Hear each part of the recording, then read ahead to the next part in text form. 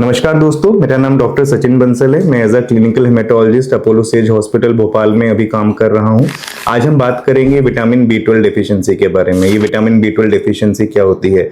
अक्सर हम लोग देखते हैं as a clinical haematologist, as a रक्त रोग विशेषज्ञ, हम लोग देखते हैं कि बहुत सारे पेशेंट्स, मैं नहीं बोलूंगा, बहुत सारे ऐसे लोग हैं जो कमजोरी के साथ में या फिर इस समस्या के साथ में कि उन्होंने रूटीन ब्लड टेस्ट करवाया, उसके अंदर रिपोर्ट्स गड़बड़ आ रही हैं, हमारी ओपीडी में आते हैं।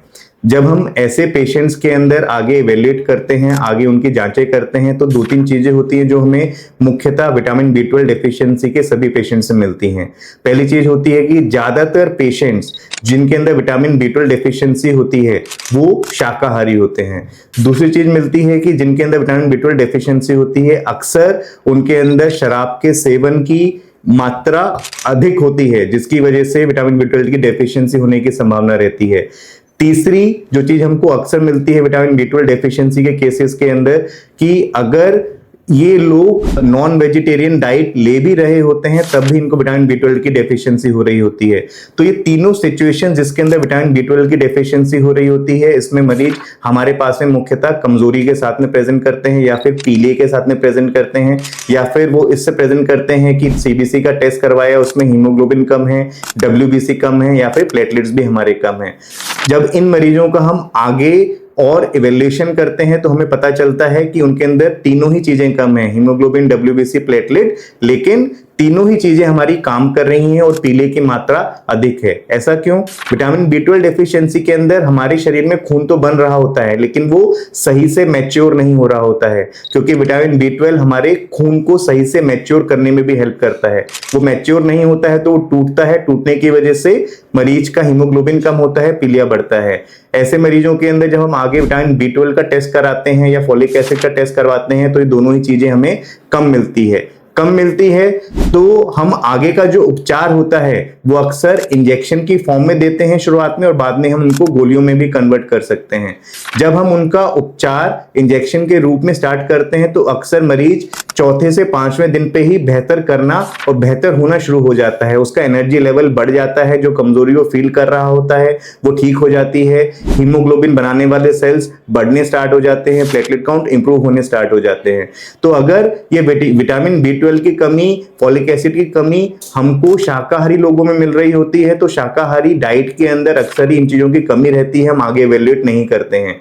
अगर विटामिन B12 की कमी, फॉलिक एसिड की कमी हमें उन लोगों में मिलती है जिनके अंदर शराब के सेवन की मात्रा अधिक है, तो अक्सर ही हम उन लोगों को शराब से दूर रहने की सलाह देते हैं, ताकि विटामिन B12 जो हमारी डाइट का है वो अच्छे से एब्जॉर्ब हो सके। अगर मांसाहारी लोगों के अंदर जिनकी डाइट नॉन वेजिटेरियन है, उनके अंदर एग लेने के बावजूद, नॉन वेजिटेरियन लेने के बावजूद भी हीमोग्लोबिन की मात्रा कम है due to vitamin B12 deficiency, तो इसमें एक रीजन हो सकता है कि वो खा तो रहे हैं लेकिन विटामिन B12 शरीर में एब्जॉर्ब नहीं हो रहा है। एब्जॉर्ब क्यों नहीं हो रहा है? क्योंकि उनके अंदर पर्नीशियस अनीमिया की शिकायत है। पर्नीशियस अनीमिया वो कंडीशन है जिसके अंदर B12 शरीर में जा तो रहा है लेकिन शरीर उसको सम्मिलित नहीं कर रहा है, एसिमिलेट नहीं कर रहा है। तो जब एसिमिलेट नहीं करेगा तो ब्लड में उसकी मात्रा नहीं बढ़ेगी, तो ऐसे में हमें उन मरीजों को, अगर वो नॉन वेजिटेरियन डाइट ले भी रहे हैं तब भी बाहर से विटामिन B12 इंजेक्शन के रूप में देने की सलाह देनी पड़ती है। तो मुख्यतः ये तीन कंडीशन है जिनके अंदर विटामिन B12 की कमी हमें लोगों के अंदर मिलती है, और इसका जो उपचार है बिल्कुल सरल है। आवश्यकता है कि हम कारण जानें और कारण का इलाज करें। हम अक्सर ये भी देखते हैं, इंसान को खून की कमी होती है, वो खून चढ़वा लेता है और वो अपने काम में लग जाता है, 2 महीने बाद वापस उसी समस्या से परेशान होता है।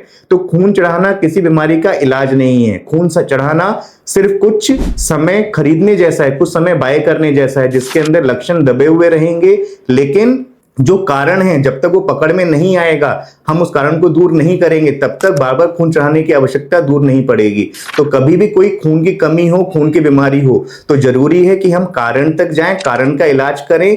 मीनवाइल हम बाहर से उपचार करके उस कारण को कंट्रोल करने की कोशिश करें। यही मेरा आज के इस वीडियो में सुझाव रहेगा कि जब भी हमें कोई भी समस्या हो, खून से संबंधित नहीं, कोई भी समस्या हो, अपन उसकी जड़ तक पहुंचे, उस जड़ का इलाज करें, ताकि जो हमारे लक्षण है अपने आप ही दूर होने स्टार्ट हो जाएं। अगर आपके इस वीडियो से संबंधित कोई भी प्रश्न हो तो नीचे कमेंट बॉक्स में अपना प्रश्न डाल सकते हैं, और अगर आपको ये वीडियो पसंद आया हो तो कृपया इस वीडियो को जरूर सब्सक्राइब करें। धन्यवाद।